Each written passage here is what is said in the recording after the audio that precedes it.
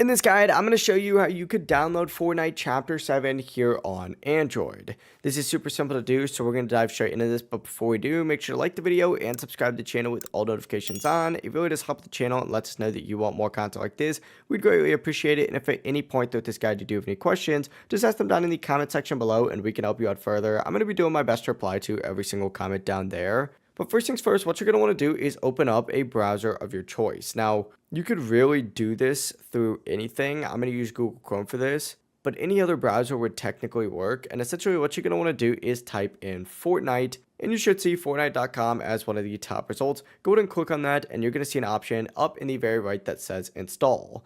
Click on that, and from here, it's going to redirect you to one of two things. It's either going to redirect you into the Google Play Store, which if it does, that's great. Go ahead and download it through the Google Play Store. But if not, it may prompt you to download the Epic Games Store installer. Go ahead and select that and tap download. And once that file does install, go ahead and open up the Epic Games app. And inside the Epic Games Store app, find Fortnite, and you can just search for this directly and tap install. It's going to begin downloading the installation package, which may take some time depending on your internet speed, but once the installation does complete, you'll be able to launch Fortnite. Just keep in mind, you may also need to download the full in-game files. It's around 10.6 gigabytes, though it may be larger or smaller depending on where and when you're installing the game, so just keep that in mind.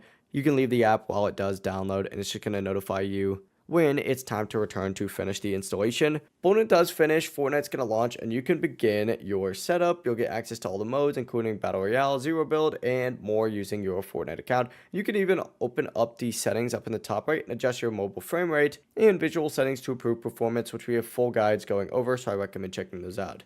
But that's literally all there is to it. If this guide did help you out, make sure to like the video and subscribe to the channel with all notifications on. It really does help the channel. It lets us know that you want more content like this, so we greatly appreciate it. Have a great rest of your day, though. Peace.